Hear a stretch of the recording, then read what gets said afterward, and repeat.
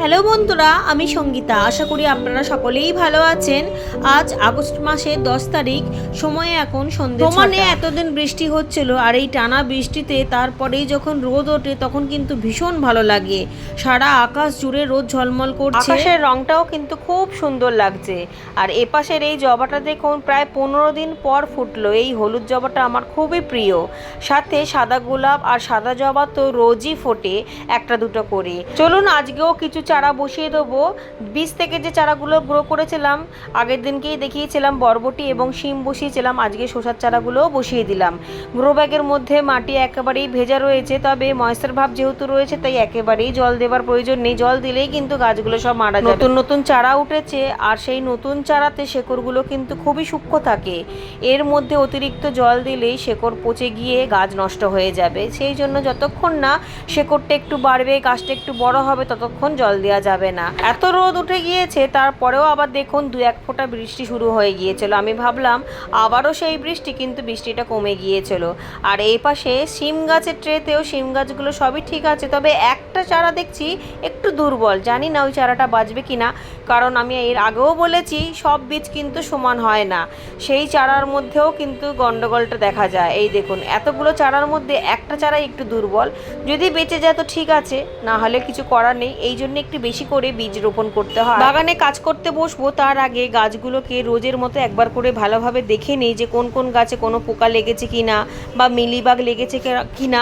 কারণ অল্প থেকেই যদি আমরা চিকিৎসা শুরু করে দিই তাহলে কিন্তু জিনিসগুলো বাড়ে না, আর খুব বাড়াবাড়ি হয়ে যাবার পর তখন ওষুধ দিয়েও কোনো লাভ হবে না। রোজই একবার করে দেখে নেওয়াটা ভালো। যেই সব গাছে বেশি পোকামাকড়ের উপদ্রব হয়, বিশেষ করে সবজি গাছে, শাক গাছে। কাটিং ডাল থেকে যে ব্লিডিং হার্টের চারাটা তৈরি করেছিলাম সেটা এখন কিন্তু খুবই সুন্দর বেড়ে গিয়েছে এবং গাছ ভরে ভরে কুড়ি এসছে। কুড়িগুলো ফুটতে শুরু করেছে, আর সম্পূর্ণ ফুলগুলো যখন ফুটতে শুরু করবে এত সুন্দর লাগবে, এত অসাধারণ লাগবে যে আপনারা ভাবতেও পারবেন না। এত সুন্দর লাগে এই ফুলটা। সমস্ত ফুলটাই সাদা, মধ্যিখান দিয়ে লাল টুকুনি। এত ভালো লাগে। যখন সম্পূর্ণ ফুটবো তখন আপনাদেরকে আবারও আমি ভিডিও করে দেখাবো। এই দেখুন গাছের পাতাগুলো পর্যন্ত কতটা হেলদি। খুব ভালো একটা ফুল গাছ। এই গাছে একেবারেই পোকামাকড় লাগে না।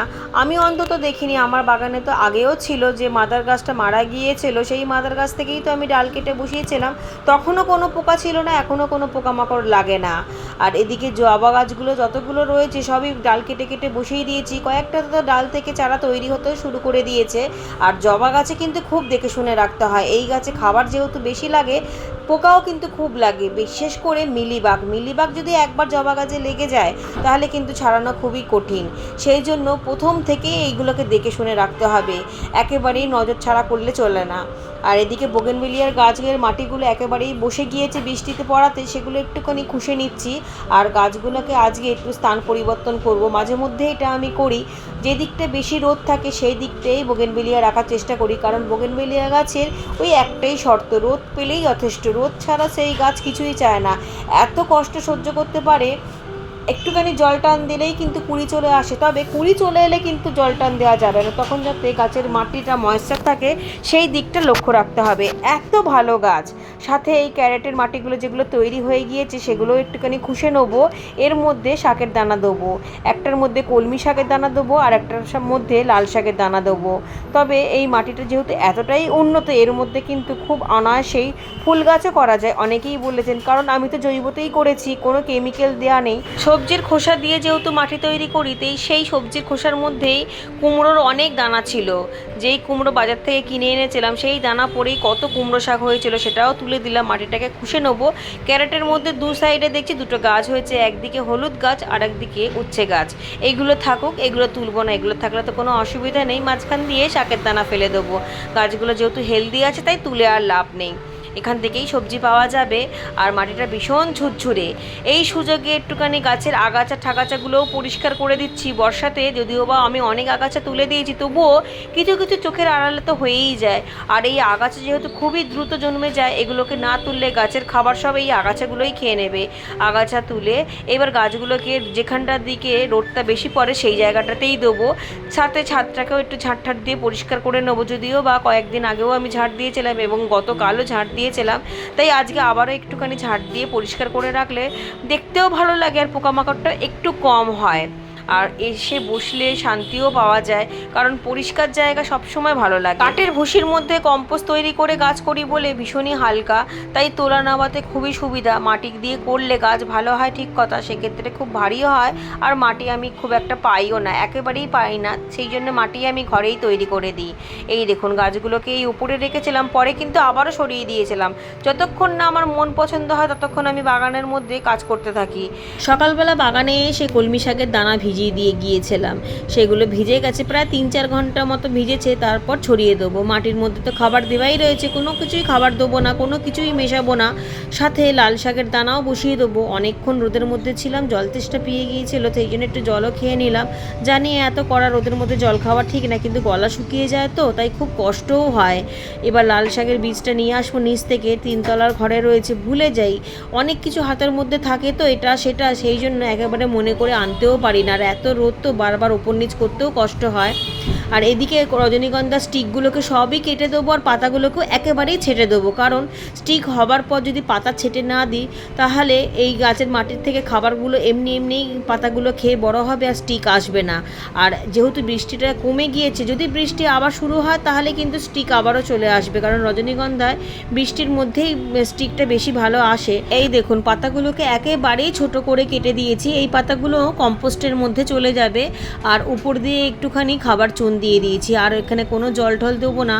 আর রজনীগন্ধার বাল্ব যেহেতু অনেক বেড়ে যায়, সেই জন্য ফুলেরও অভাব হবে না, এখান থেকে আবারও হবে, তবে একটু সময় লাগবে, বললেই তো আর হবে না, যে কোনো জিনিসের একটা সময় থাকে।